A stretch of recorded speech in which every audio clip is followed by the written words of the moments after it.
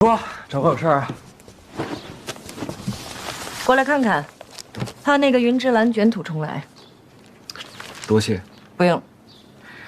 按你刚才那条路走下去，要杀你的人恐怕成百上千，一个云之蓝不重要了。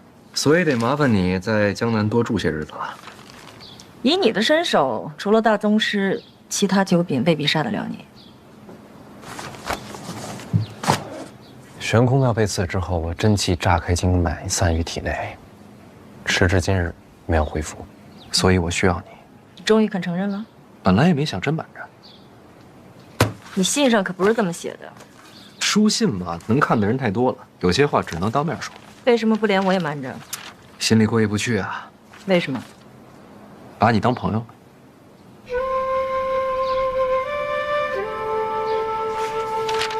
你我一共才见过几面？你别说，人跟人啊，有时候就这么奇妙。有的人认识一辈子，不过点头之交；有的人只见一面就能托付生死。这话你听了别觉得矫情。我这辈子啊，遇到不少人，可能当朋友的寥寥无几，你算是一个。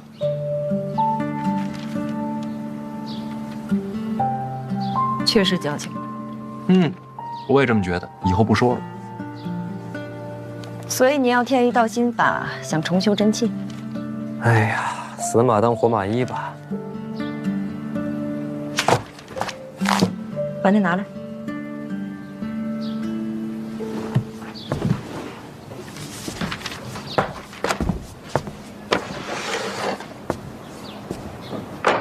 你要干什么？磨磨。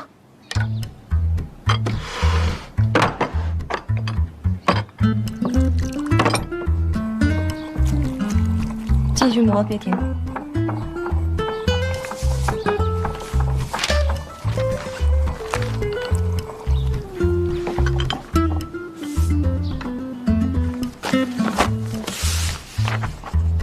你改了什么？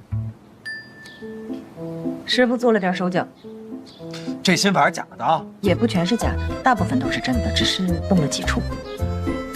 那我要是照着这个动了手脚的练，会怎么样？也能重修真气，但是到不了九品，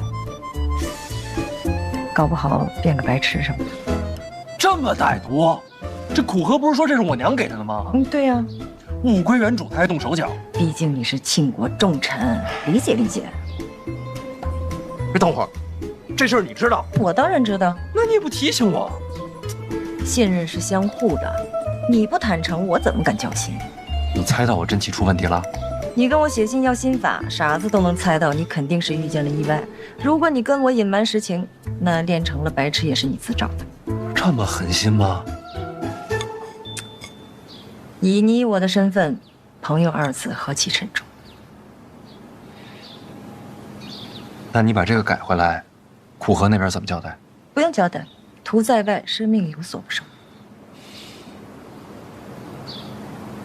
多谢。世上还是好人多。真矫情。笔给我。干嘛？给你画幅画。什么画？之前给你那本《霸道真气》，少给你几幅画，硬练啊，容易七窍流血。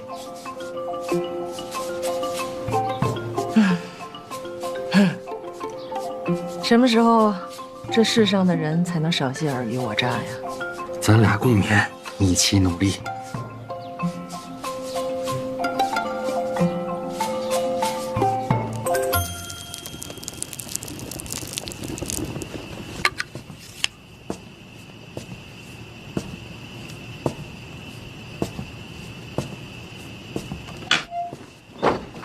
大人，您看看谁来了？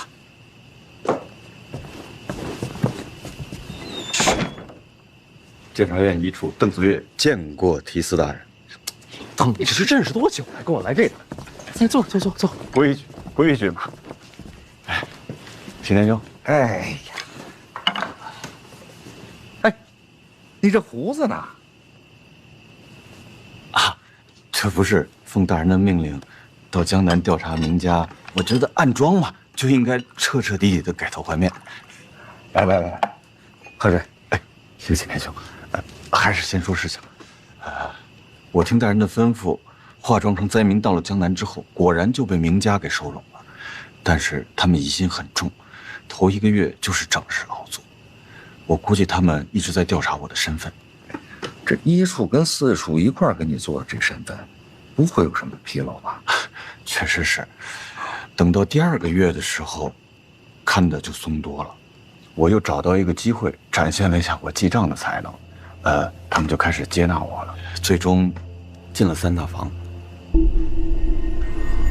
所以说，这3大房他还在？当然呀，大人，明家一早就把3大房仓库以及里面的主事和匠人全都秘密迁到了城外。果然是偷梁换柱，还搭上这么多条人命。大人，您看，这就是仓库现在的方位。大人，属下以为这个明家纵火屠戮百姓，罪大恶极，当一律问罪。明家肯定得办，但不是现在。咱们要考虑的不仅仅是一个明家，更是江南未来数10年的安定。那大人，属下接下来该如何行事？你离开库房时，有人发现吗？那就连夜回去，装作什么也没发生。暗桩既然已经埋下了，那就接着隐藏。3大房这出戏，不知将来还有什么变数。属下遵命。青天兄啊，保护好大人。哎呀，你放心啊，老大，你一定保护好自己啊。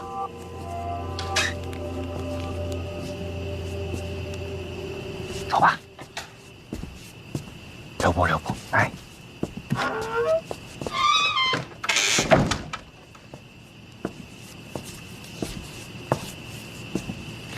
影子后来露过面吗？自从那天跟云芝兰交手之后，就再没见他的踪影。那就不管他，明天咱俩出城收复3大房。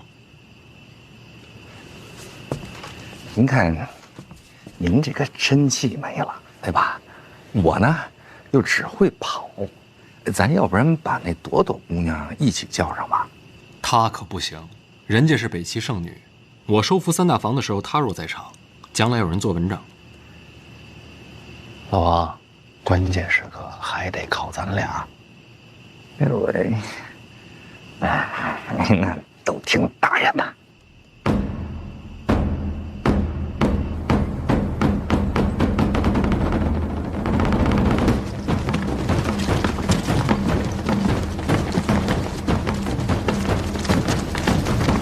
范闲驾马出城，刚刚送来的消息，出城之后前行的方向正是如今3大房库房所在。库房所在，乃是绝密啊！必是走漏了消息。那他们出城只有2个人？开始是2个。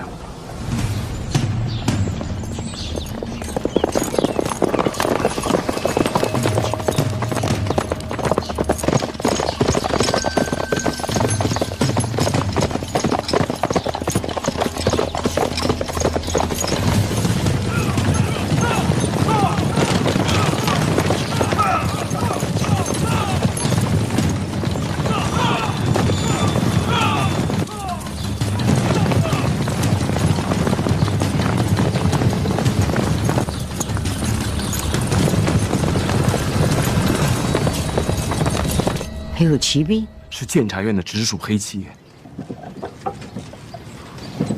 这谢必安不是说，再过2天范闲必死无疑啊？这2天已经到了。云芝兰都做不到，还有谁能杀得了范闲？云芝兰又不是大宗师，大宗师要出手了，否则怎么会需要你云瑞亲自去请呢？4大宗师出手的，不知道是哪一位。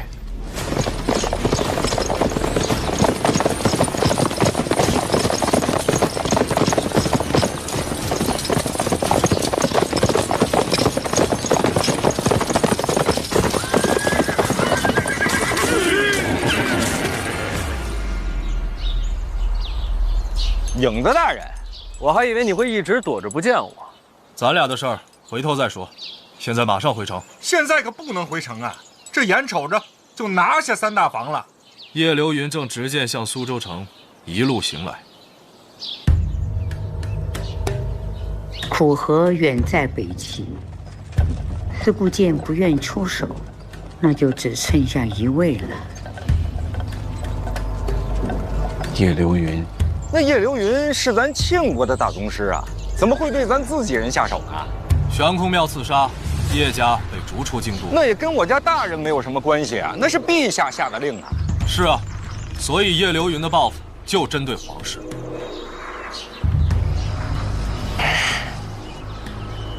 大人，要不然咱回城去？这叶流云他不会在闹市之中出手，对吧？再不行啊，咱就乘船离开这江南。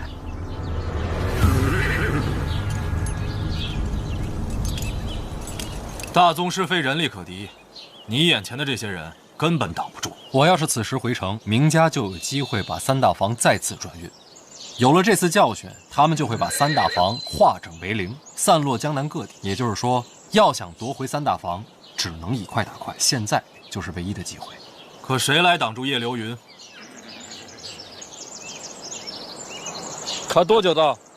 离得倒是远，可凭大宗师赶路的手段，几个时辰就到。我娘的产业，我想夺回来。哎呦，大人，我这月银我真是要少了我。你们这不是寻死吗？站！站！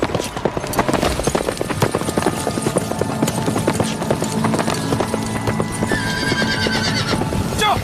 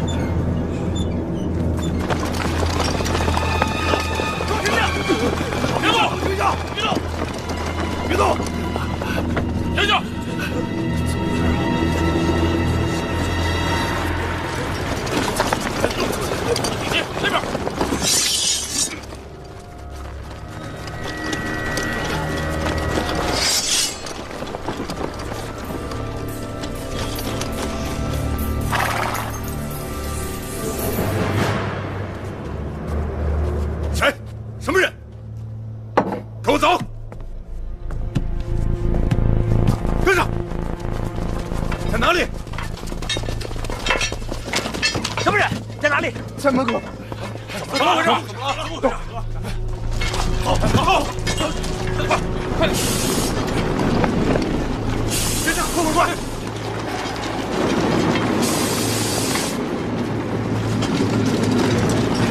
别动！别动！别动！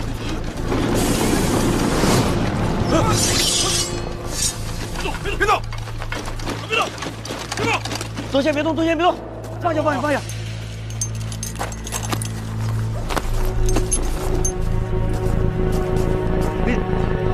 你们都是干什么的呀？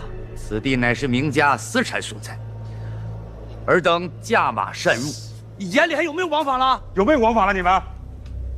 你刚才说什么？我没太听清楚。这是哪儿？我跟你说的很清楚，这是名家的产业。老王，内库转运司罪案。内库转运司三大房甲房主事萧敬是你啊？是我。这是从庆国元年至今你的所有罪行。你这是强加罪名啊！听着吧你。庆国2年3月，萧敬瞒铜山矿难吃死人饷5年，合计13700两。庆国4年7月9日，萧敬行贿苏州主簿，以贱价购得良田700亩。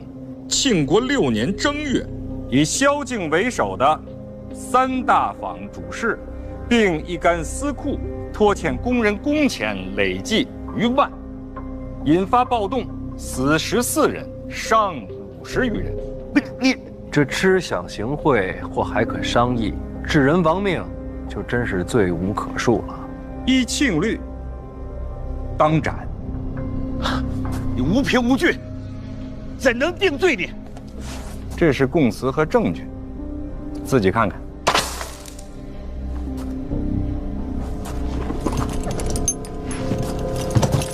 若是论罪，也该开堂审案的这。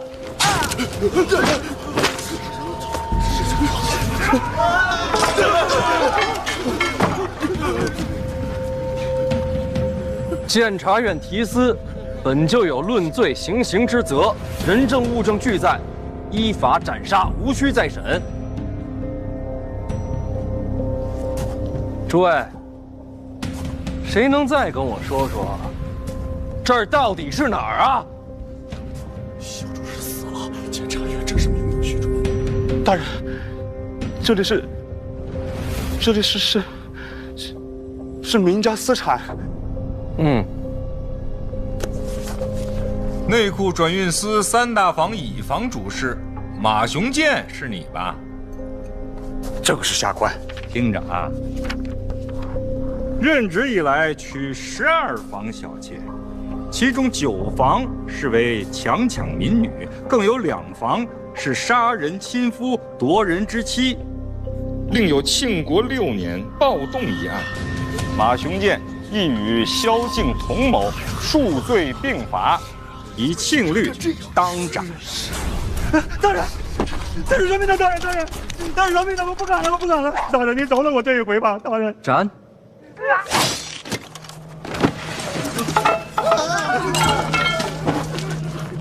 你们都给我听清楚了，我人刚到江南，不代表我什么都不知道。天下有什么事儿，能瞒得住监察院呢？这儿还有一位姓胡的主簿在哪儿呢？这。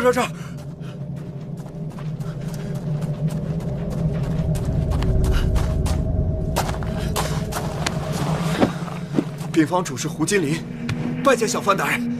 胡主事是吧？你来说说，这儿是哪儿？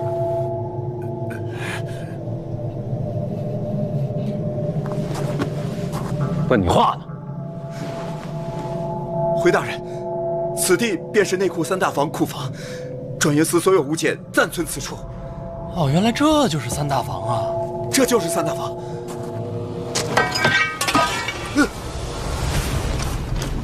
监察院提司范闲，奉旨交接掌管3大坊，范某领旨办事。诸位，可还有什么异议啊？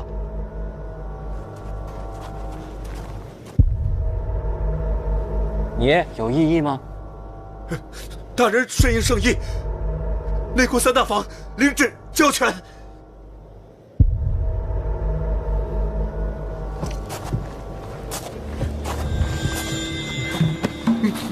你应该庆幸自己手上没有人命。三大房内可有专门冶炼铁器的器械？有，集中在一个库房。起身带路。好，都给我闪开！闪开！闪开！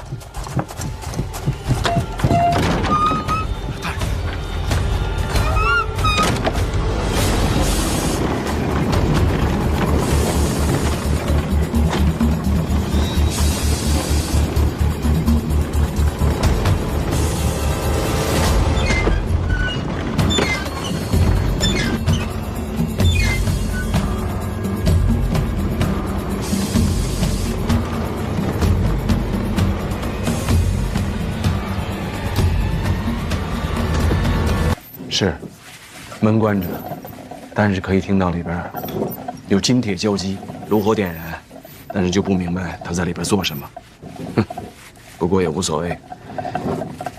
即便是收复了三大房，只要叶流云一出手，范闲此次定是死路难逃。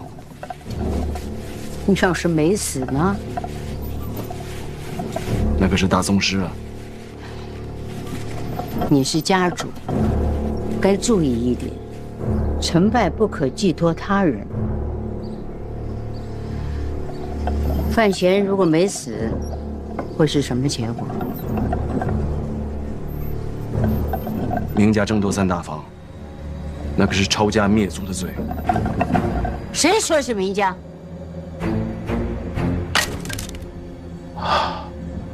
对对对，明家也是被骗的。有个别族人心存祸心，只是这么一来，恐怕再找一个过继的，也扛不住这么大的罪名了。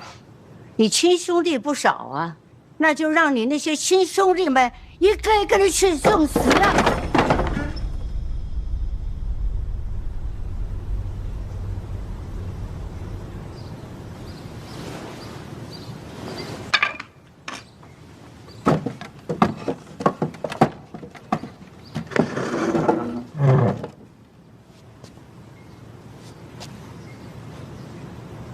某些息怒，我那几个亲兄弟，别说一个一个去死，就是一起死，也是您说了算。可只怕是这样，也扛不住吧？那还不简单？你和我选一个献祭出去。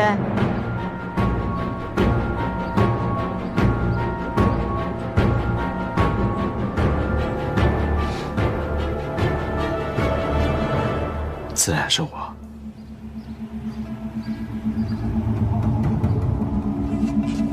孩儿再贪生怕死，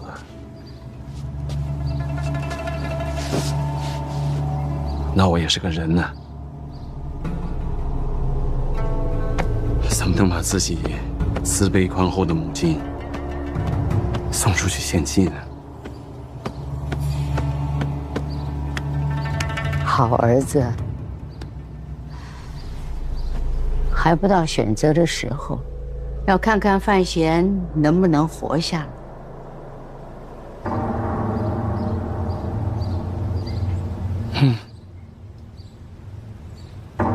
母亲说的对，不过这一次范闲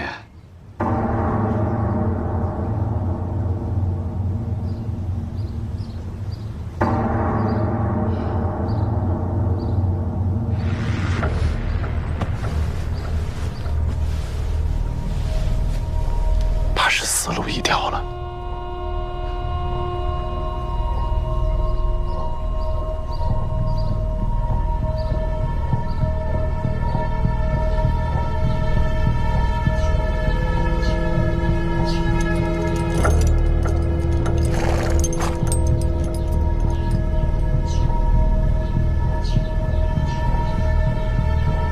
这有一会儿了呀。我就不明白了，这么点时间，还能临时造出个神兵利器对付大宗师？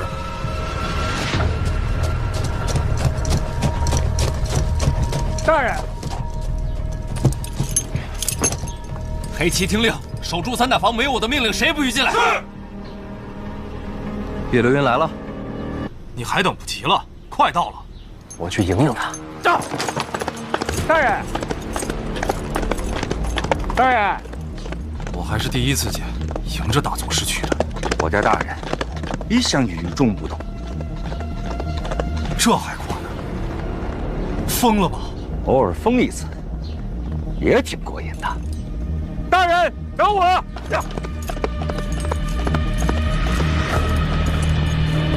都疯了！上！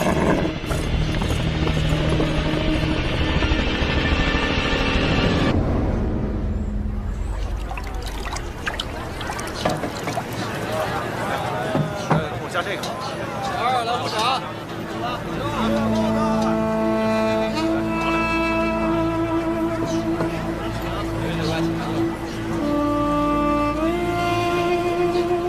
影子大人，啊，你也跟过来啊？啊，这种热闹还是要凑一下。你俩要是实在不知道说什么，咱们可以不说话。紧张，总得说点什么。大人，我上个茅房去，来得及吗？应该是来不及了。怎么？哎，怎么了？这是？叶流云来了。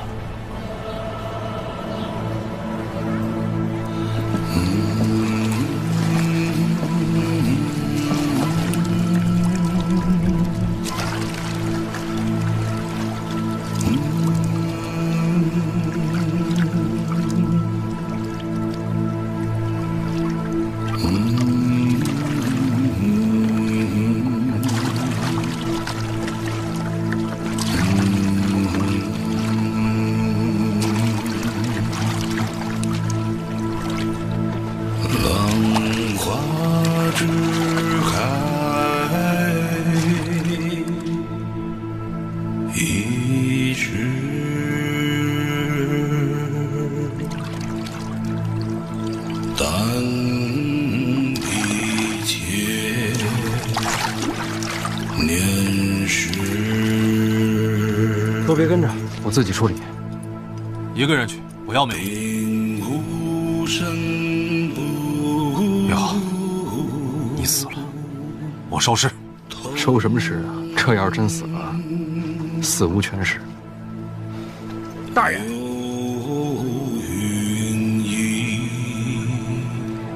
老王，平时你一向聪明，跑得快。一会儿真要有什么事儿，千万别犯傻。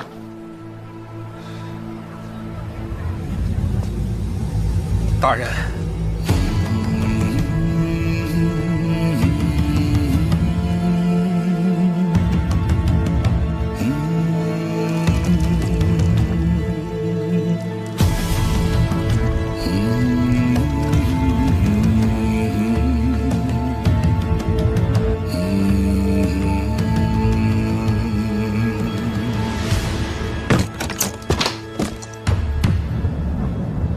什么意思？用这个也未必动得了大宗师。没错，大宗师也是人，这超越时代的武器怎么躲？成大宗师者，已不被人间常理束缚，那不成了妖怪？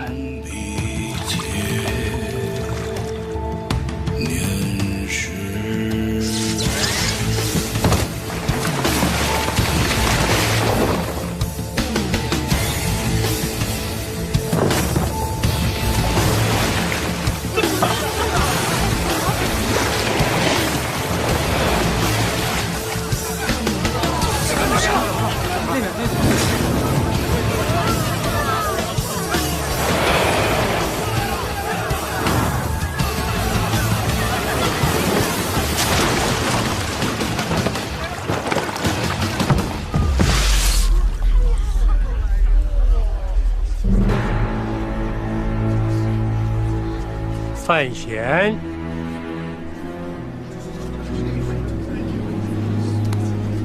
叶先生好。我欠了人情，你离开江南，我不杀你。不好意思，我这人不太听劝。刚才你看到的是什么？神兵利器。怎么不用啊？我想了想，觉得用不上。怎么讲？因为您不会杀我。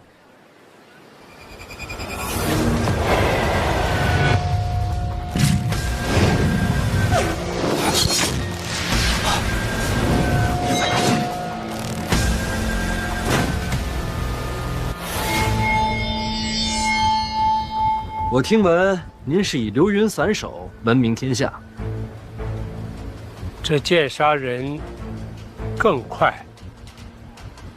我为什么就不能杀你啊？因为您不敢杀我。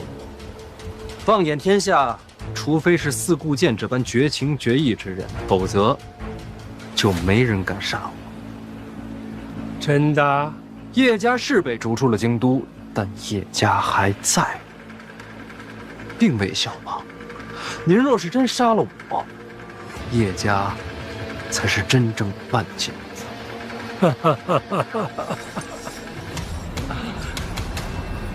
这就是你的底气。先生是天上的流云，潇洒之气，但这么多年终归留了条线在人间。有线在人间，那便还是人。既然是人，终究有情。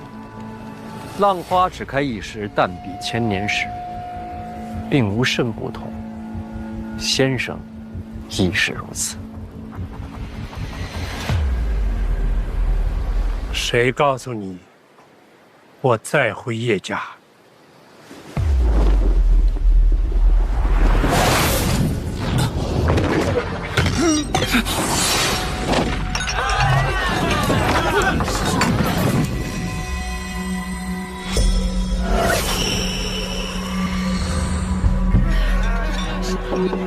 吃菜吃菜。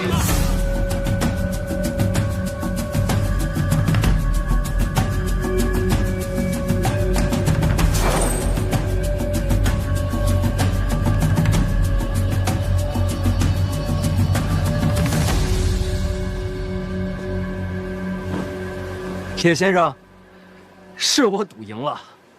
您是大宗师，但依旧是人。赌性够大，够疯的，也不知该说你像谁。多谢叶先生。仅此一次，下不为例。晚辈是想谢谢先生，让我知道，大宗师也可以依旧是人。晚辈这辈子走仕途，也修武道，要是眼瞧着这两条路走到顶点，都没了人性，那还有什么意思啊？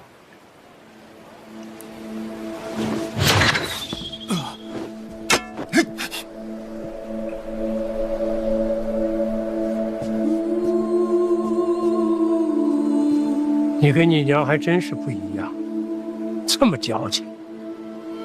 您也认识她？她可不像你聪明，但也别太聪明。什么意思？我是人，并不代表其他大宗师还认为自己是人。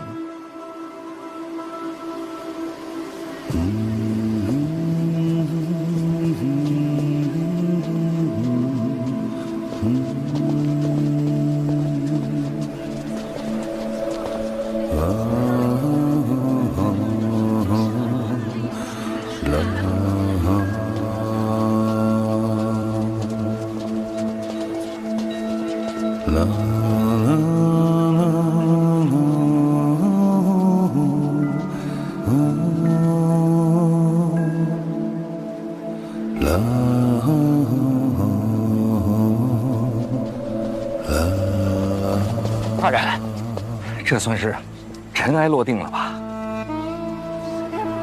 咱赢了。你怎么知道他不会杀你？拿命赌的。恭喜，命赌赢了。多问一句，既然他不杀你，挥这一剑有何意义？做给京都看的。叶家被流放，大宗师有所不满，这一剑是向京都表达自己的态度。不过刚才那一剑斩向我的时候，我真是觉得天崩地裂，那么一瞬间，真觉得自己死定了。没想到最后就斩了走头发。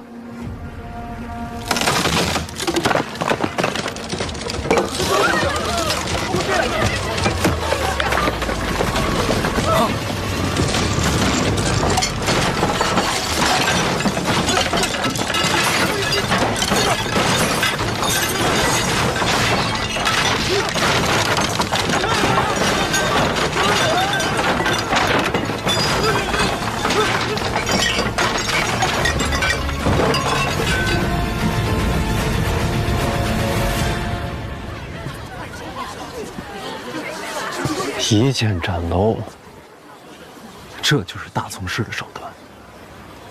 大宗师真不是人，听着怎么像骂人呢？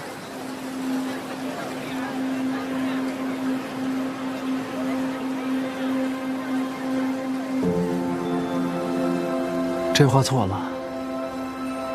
其实他们依旧是人。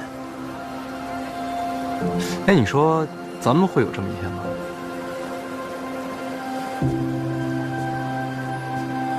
我可能会有。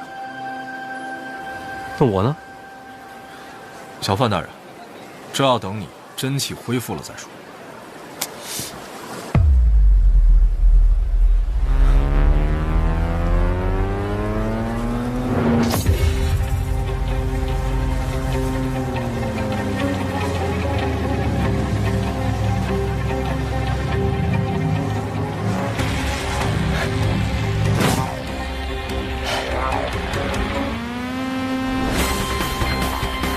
回来了。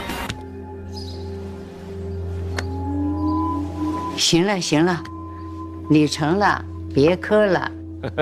来，起来吧。来，拿着。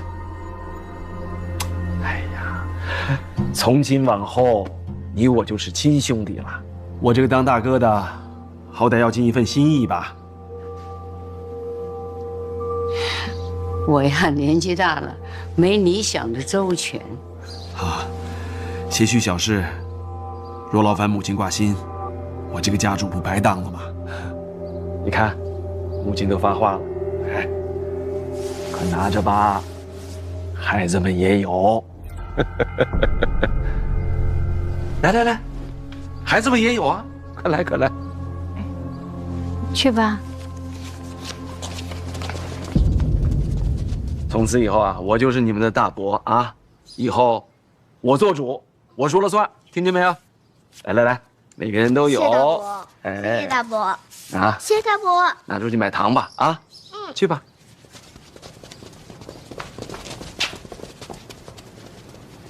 母亲，家事已了，该正事了。你是家主，你决定就是。小范大人，请上座。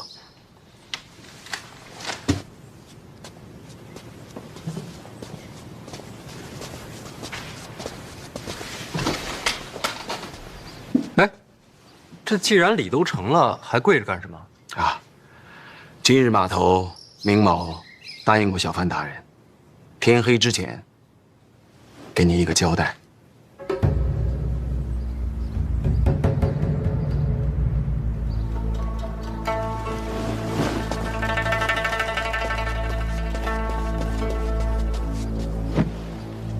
大人，此人正是那个利欲熏心、私发悬赏令的凶犯。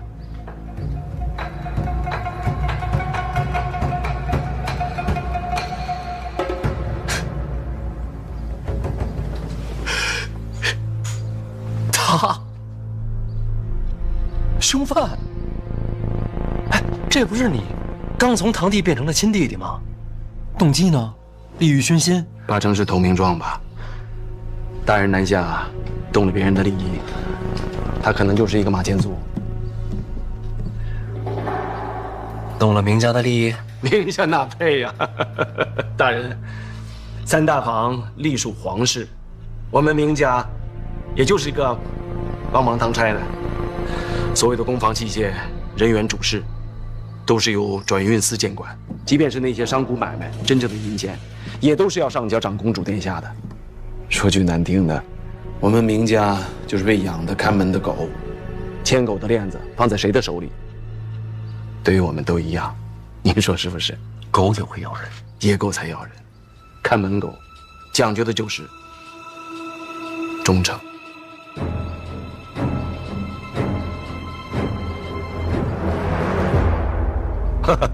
这样吧，大人，明某今日替明家表个态。大人奉旨南下，名正言顺，明家当全力促成大人收复三大房。家主的话，就是明家的话。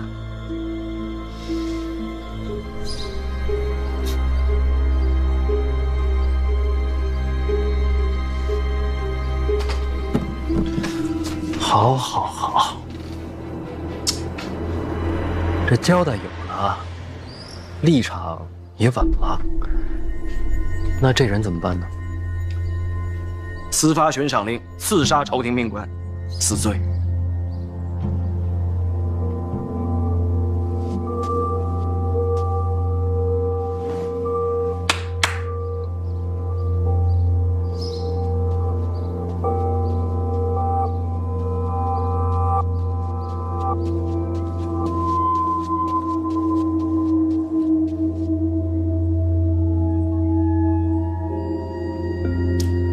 小范大人，明家绝不徇私，就请大人对凶犯明正典刑。你们好歹让孩子先下去啊，这都看着呢。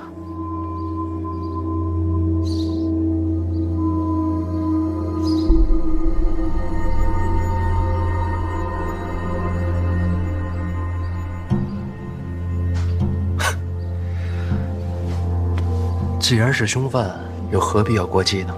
他虽死罪，孩子毕竟无辜。过继我门下，他走了之后，这些孩子我都会当亲孙子孙女儿养着，他就不会死不瞑目。母亲宽厚仁慈，我若是他，定会瞑目的。小范大人，请吧。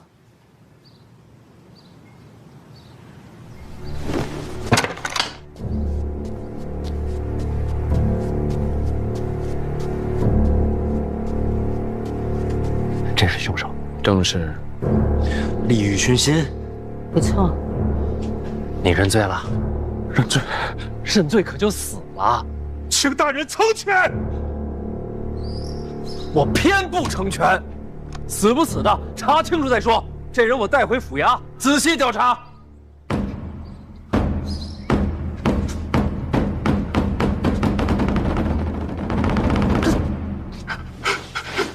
哥，能不能让孩子先下去？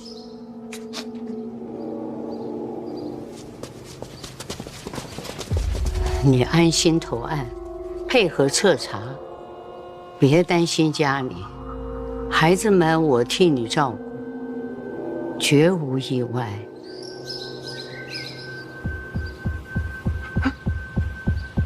来几个人？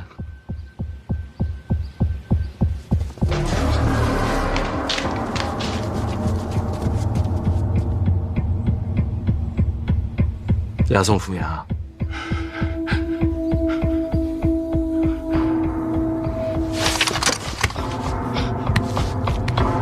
小范大人来！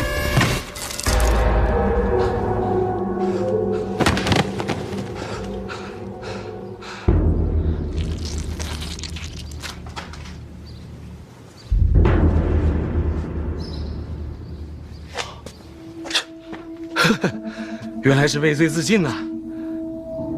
大人，你没事吧？没有溅到您身上血吧？血都让你挡着了，我见什么呀？啊？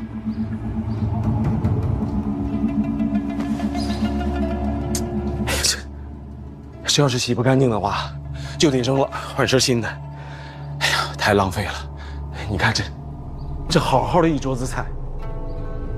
哦，大人，那这尸首你还要抬回去吗？这都畏罪自尽了，我要个尸体身上。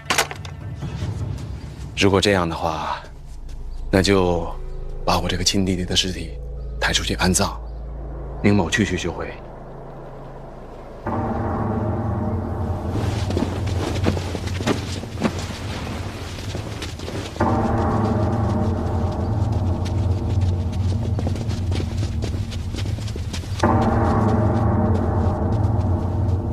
范大人，大人筹银送灾民回家，叫人钦佩。此等善举，民家绝不能落于人后。待会儿再聊善举吧，这血都没擦干净。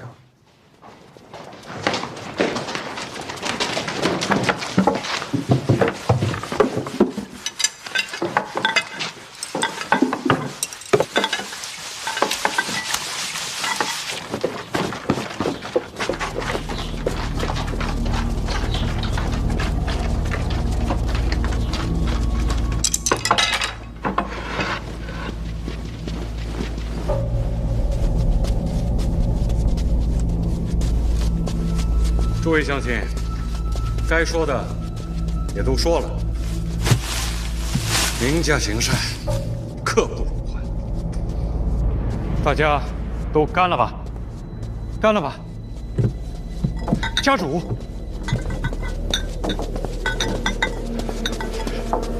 家主，大家都是自愿投效的乡亲们。是。哎，怎么很多人看起来那么面熟啊？都是为了咱们闵家族啊！好，老伯，快请坐，快请坐。是的。辛苦了。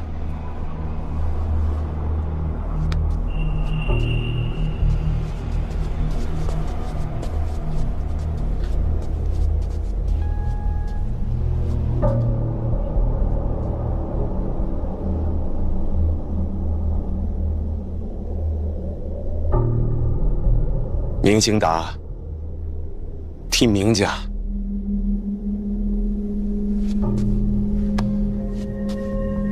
谢过诸位父老乡亲。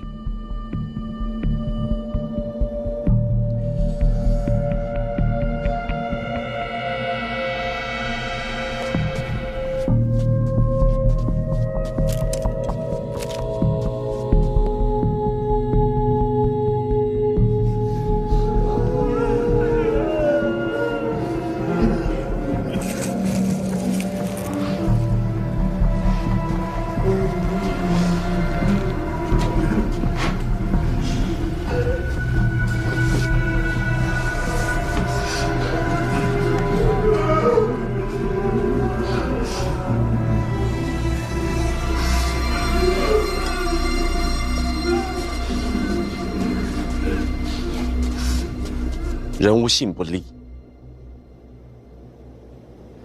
诸位乡亲，我明家说话是算话的。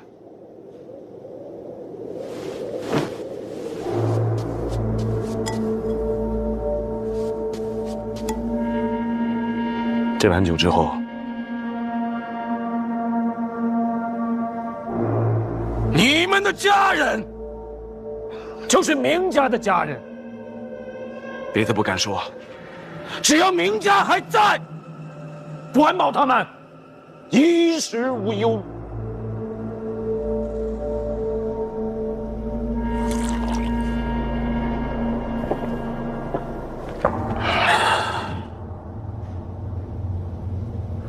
乡亲们，往生再见！感谢家主。家主大恩大德。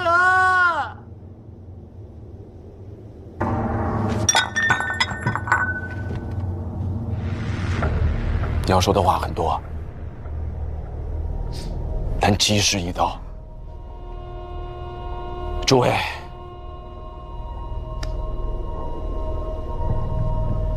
一路走好。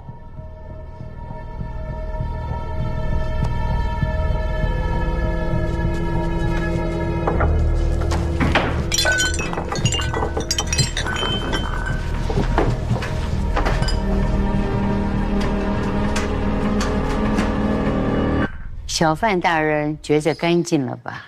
事儿办得驾轻就熟，家里没少死人吧？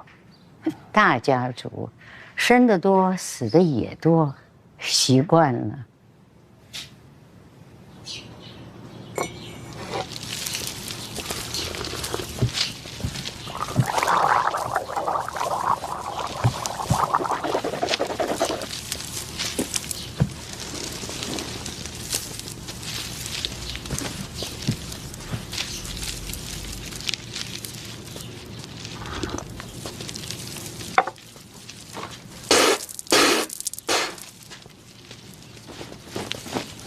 人数别弄错了。哎，家主放心，加上您带来那个，正好一个都不差。后续都安排好了，都安排好了，他们都是自愿的。要不是数量有限，那想死的人多了。毕竟家人一旦被冥府收留，那可就是改了命了，是想都不敢想。赶紧装车，时间不等人。是，马上送到转运寺。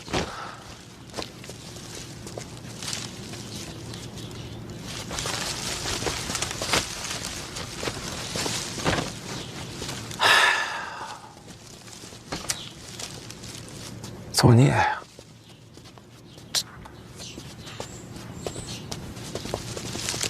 你们动作快一点啊！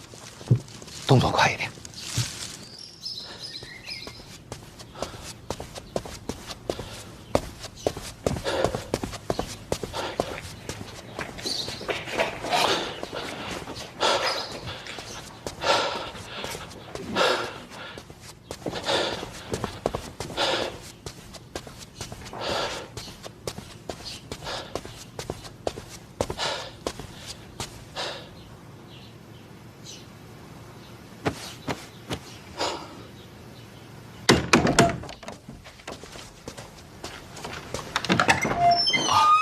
谢先生，您找我？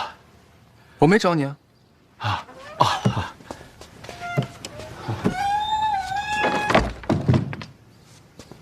哈哈，谢先生啊，这个屋啊，要多开窗，勤通风啊。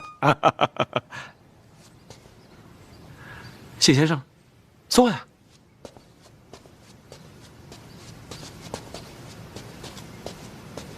请。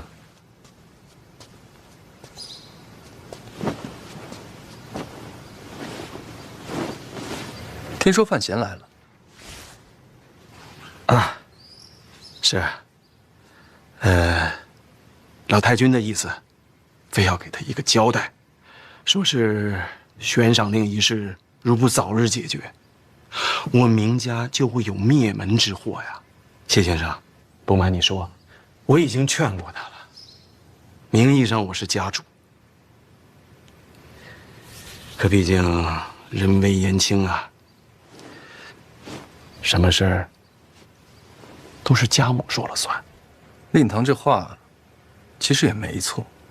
谢先生此言差矣啊！为人处事当光明磊落，岂能手鼠两端呢？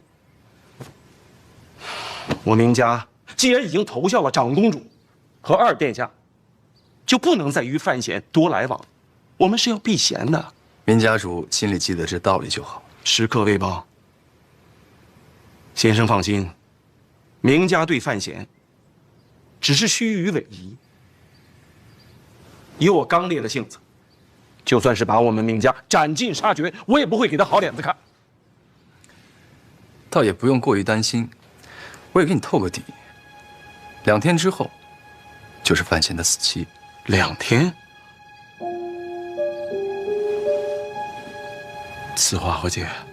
长公主登门访客，已然事成。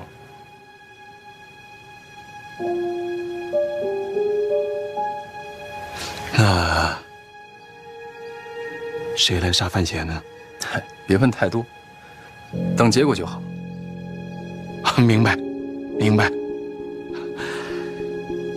有您这句话，我就彻底放心了。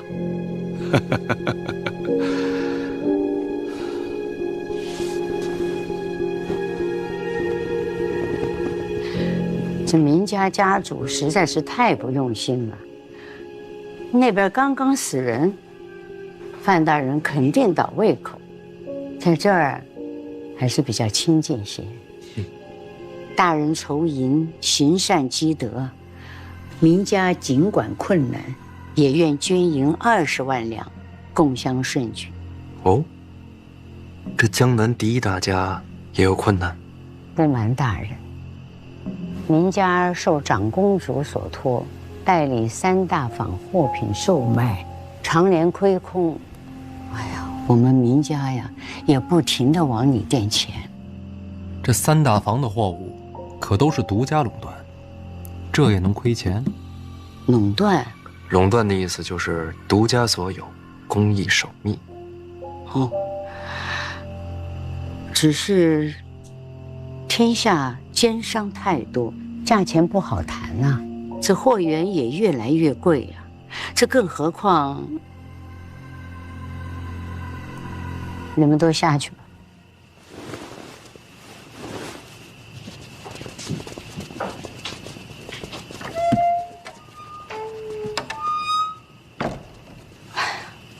这何况银钱入库，都得在长公主那儿过一手，所以这内库亏空，也是在所难免。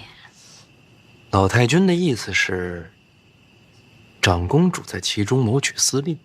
这话老身可没说哟。明白，你什么都没说，我自己意会。哎呀，幸好大人来了。3大坊终于有了希望。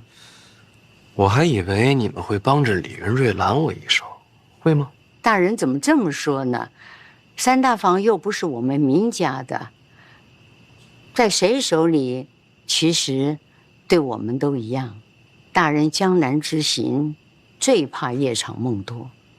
明日我就让清达带大人走一趟转运师，尽快交接。3大坊顺理成章归于大人门下之后，就再无隐忧。说说看，你们想要什么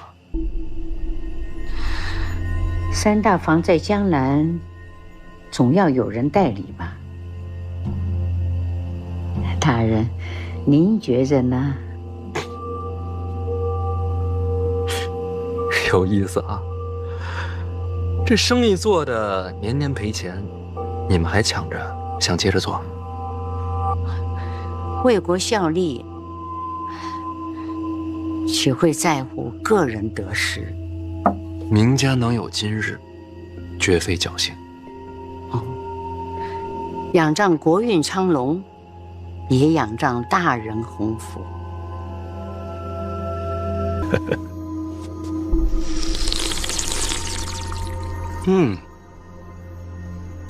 好茶呀，好茶好茶。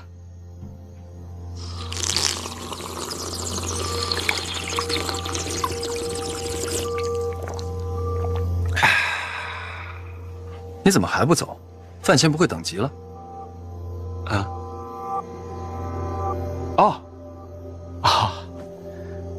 小范大人只是个过场，应付一下即可。再说，有家母在，不会有问题的。啊，谢先生，请用茶呀。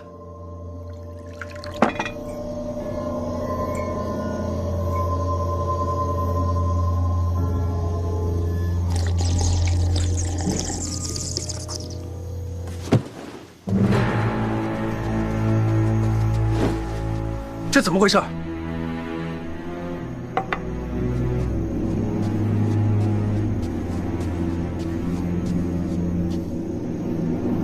哎呀，这是怎么了？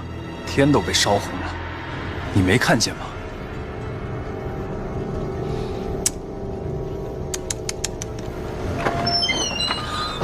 哎呀，这桥子走水了。小范大人，小范大人，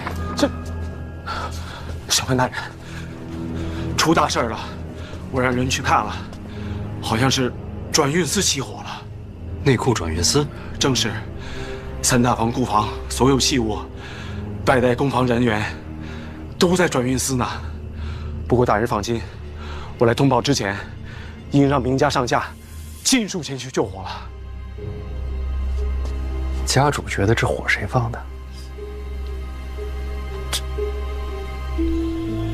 不会是人为的吧？毕竟烧了转运司，对谁都没有好处啊。哎呀，幸好我今晚在明家啊，不然怕不是要怀疑明家放火呀。小范大人，明家就是吃了雄心豹子胆，也不敢做出这种事。我知道，当然不可能是明家放的了，毕竟我自己就是人证。不对，也不好说整个明家啊，毕竟家大人多，死的也多。不过最起码老太君和家主肯定是清白的。明某以信义起誓，无论如何，也要助大人踏进真相。这火烧的夜都亮了。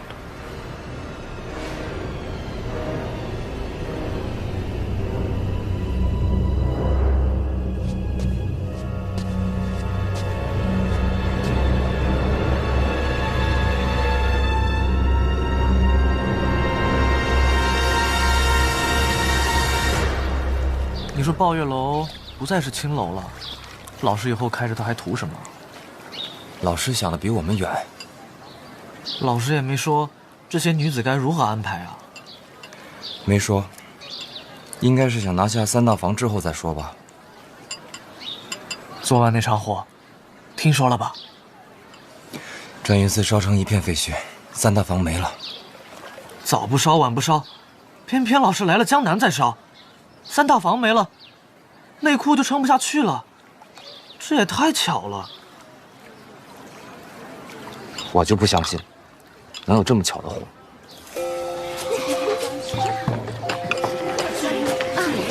收获满满。是啊。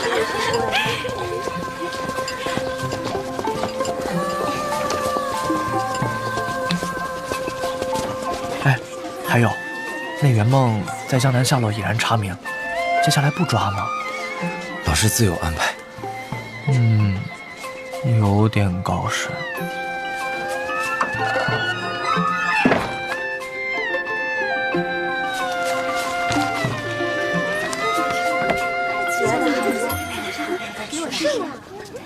大人，